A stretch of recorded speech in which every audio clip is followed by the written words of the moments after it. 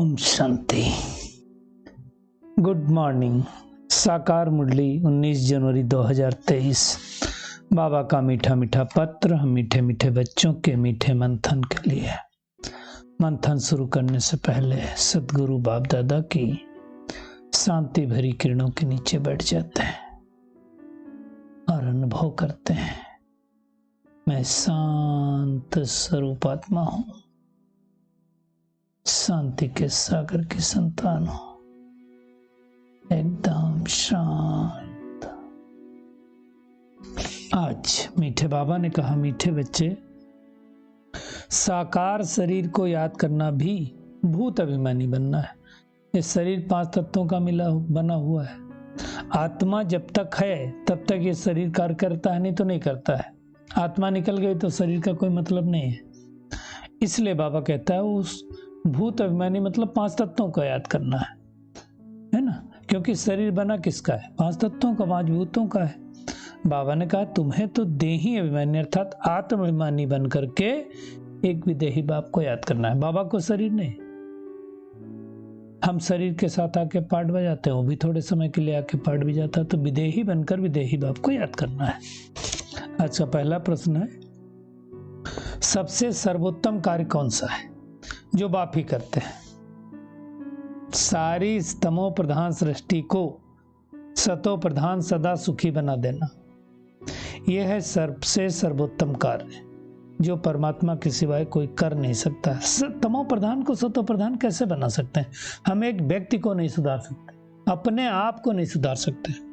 क्या खाना चाहिए, क्या पीना चाहिए, क्या कब उठना चाहिए, कब सोना चाहिए, उतना कंट्रोल नहीं, तो हम सारी सृष्टि को कैसे सतो प्रधान बनाएंगे? तो ये कार्य सिर्फ एक परमात्मा ही कर सकता है। इस ऊंचे कार्य के कारण ही उनके यादगार भी बहुत ऊंचे ऊंचे बनाए गए। नाम सोमनाथ, बबूलनाथ, कांटों को फूल बनाने वाला, अमरनाथ अमर बनाने वाला, ये ऐसे नाम नहीं पड़े, किया परमात्मा ने आकर के। दूसरा प्रश्न, किन 2 शब्दों में सारे ड्रामा का राज आ जाता है? पूज्य और पुजारी। अब पूज्य कब है? जब हम सतयुग त्रेता में हैं, तो पूज्य है अर्थात पुरुषोत्तम है। पुरुष माने होता है आत्मा, आत्मा उत्तम है, उस समय तो पुरुषोत्तम कहलाते हैं। ये होता है सतयुग त्रेता में। फिर मध्यम, बीच में है ना, द्वापर में, और फिर कनिष्ठ बन जाते हैं, एकदम लास्ट में बिल्कुल गिर जाते हैं। माया पूज्य से पुजारी बना देते हैं। खुद पहले तो परमात्मा की पूजा करते हैं, फिर देवी देवताओं के करते हैं, फिर प्रकृति की ही करने लगते हैं। तो ऐसा हाल हमारा है। आज का गीत है, महफिल में जल उठी समा, इसके लिए, परवाने के लिए। भगवान बैठ बच्चों को समझाते हैं। मनुष्य तो कोई भगवान हो ही नहीं सकता।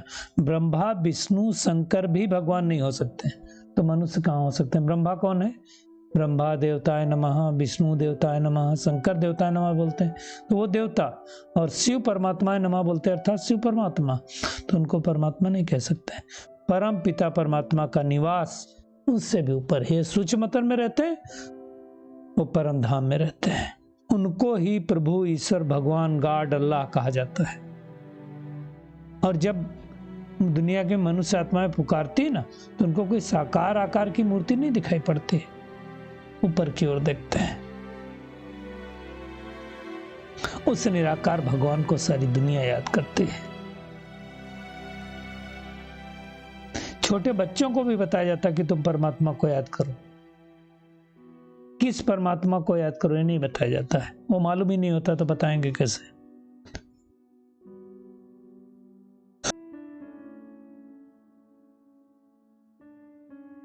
ये सब बातें परमात्मा के सिवाय कोई समझा नहीं सकता है।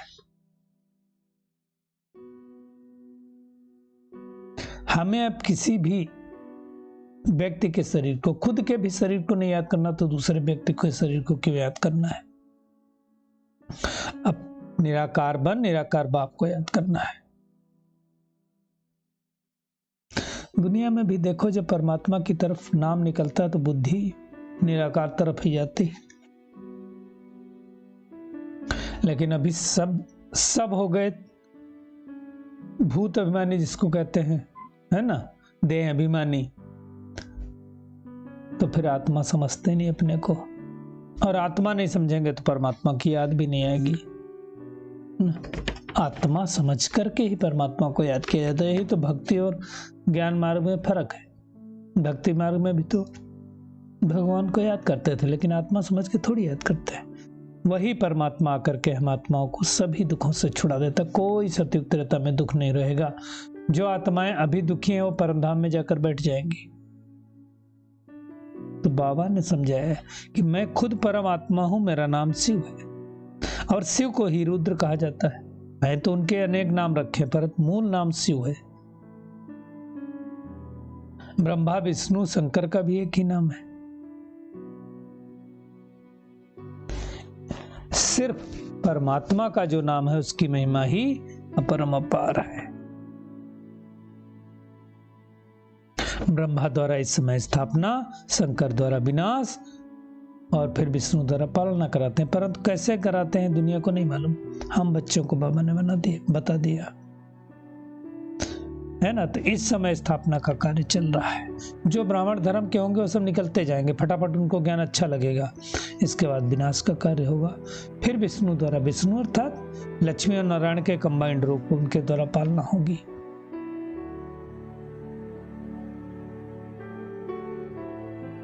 दुनिया में शिव बाबा जिसकी शिव जयंती भी मनाते हैं, उनको जानते नहीं है।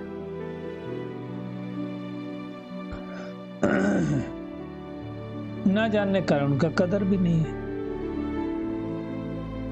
अब परमात्मा आया है तभी तो उसकी शिव जयंती मनाते हैं। सब समझने की बात है। बाप ही नॉलेजफुल है, वो कोई गीता नहीं सुनाता है।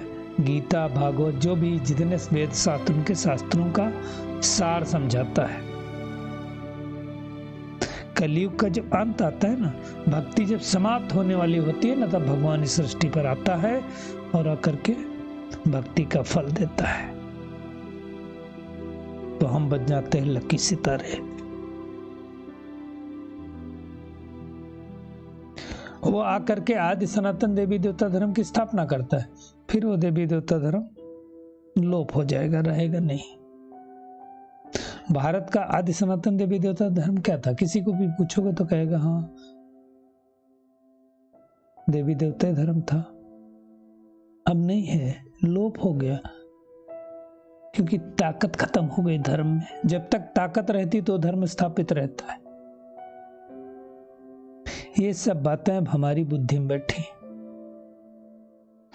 इस समय सारी दुनिया तमो प्रधान है। ये बाबा समझाते हैं, जिसकी जयंती मनाएंगे। 5000 वर्ष पहले भी परमात्मा इस सृष्टि पर पधारे थे। अब वापस परमात्मा इस सृष्टि पर आए हैं। कितना यादगार उनका सोमनाथ मंदिर देखो, जिसको कितनी बार महमूद गजनवी लूट कर ले गया। तो भगवान ने कुछ आके किया होगा तब तो उनका इतना अच्छा मंदिर बनाया। जब भारत ऐसा कौड़ी तुल्य बन जाता है तो भगवान आकर के उसको हीरे तुल्य बनाता है। नैया पार लगाने वाला सदगुरु एक ही है, डुबोने वाले अनेक हैं।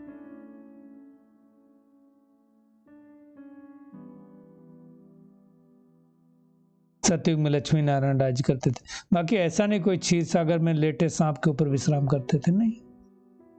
लंबा चौड़ा चित्र भी बना दिया है। ऐसा थोड़ी होगा कि वहां बहुत लंबे चौड़े सतयुग में मनुष्य हैं। बहुत करके 6 फीट पांडवों के नहीं, बड़े बड़े लंबे तगड़े बनाते हैं। वो उनकी महानता का प्रतीक है। ऐसा थोड़ी इतना मोटे तगड़े होते हैं, लंबे होते हैं, नहीं। बाबा कहते इसी प्रकार जैसे तुम आत्मा बिंदु स्वरूप हो, स्टार स्वरूप हो, ऐसे मैं भी स्टार स्वरूप हूं। कल पहले मौखिक में तुमको राजयोग सिखा रहा हूं, कल फिर सिखलाने आऊंगा। 8 जन्म तुम सूर्यवंशी, 12 जन्म चंद्रवंशी, 63 जन्म वैश्यवंशी और शूद्रवंशी में बिताओगे। ये सब बातें कौन समझा सकता है? परमात्मा के सिवाय कोई नहीं समझा सकता है।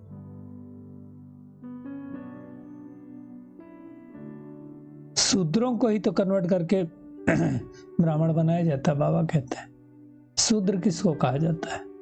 कोई वो वो वाला शूद्र की बात नहीं, जिसके कर्म ऐसे हों।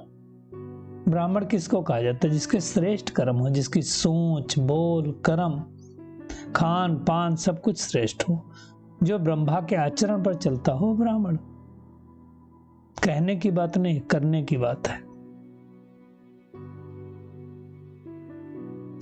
और बड़ी वंडरफुल बात है, जो पहले पुरुषोत्तम बनते हैं वही फिर मध्यम बनते हैं, वही फिर कनिष्ठ भी बनते हैं। ऐसे ड्रामा बना हुआ है। बाबा कहते हैं जब नाटक पूरा होता है तो मुझे जाना पड़ता है, फिर वृद्धि होना भी ऑटोमेटिकली बंद हो जाता है, क्योंकि सब आत्माएं ऊपर से आ जाती हैं पाठ बजाने के लिए।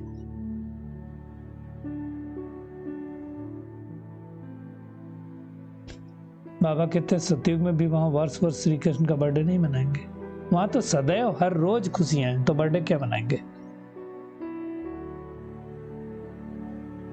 ये सब समझने की बात है। तो क्या करना है आज? एक तो निराकार आत्मा समझ करके निराकार बाप को याद करना है, किसी भी देहधारी को याद नहीं करना है। पुरानी चीजों को बुद्धि से भूलते जाना है। अपने तन मन धन को इस यज्ञ में स्वाहा करना है। खुद भी कन्वर्ट होना और शूद्रों को ब्राह्मण धर्म में कन्वर्ट करने की सेवा करनी है। बाबा का वरदान है दिनचर्या की सेटिंग और बाप के साथ द्वारा हर कार्य क्यूरेट करने वाले विश्व कल्याणकारी हो। बाबा कहते हैं दुनिया में जो बड़े आदमी होते हैं उनकी दिनचर्या सेट होती है। कोई भी कार्य क्यूरेट तब होता है जब दिनचर्या की सेटिंग हो। सेटिंग से समय, एनर्जी सब बच जाते हैं। एक व्यक्ति 10 कार्य कर सकता है, तो आप विश्व कल्याणकारी जिम्मेवार आत्माएं हर कार्य में सफलता प्राप्त करने के लिए दिनचर्या को सेट करो और बाप के साथ सदा कंबाइंड होकर रहो।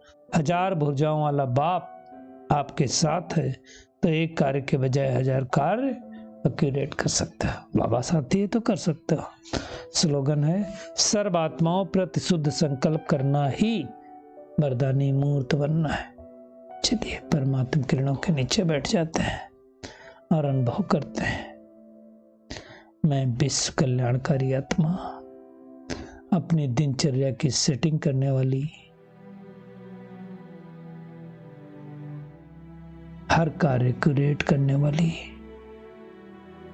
पाप के साथ कंबाइंड रहने वाली आत्मा। पुरानी दुनिया, पुरानी देह को न याद करके एक परमात्मा की याद की लगन की अगन में मस्त रहने वाली आत्मा।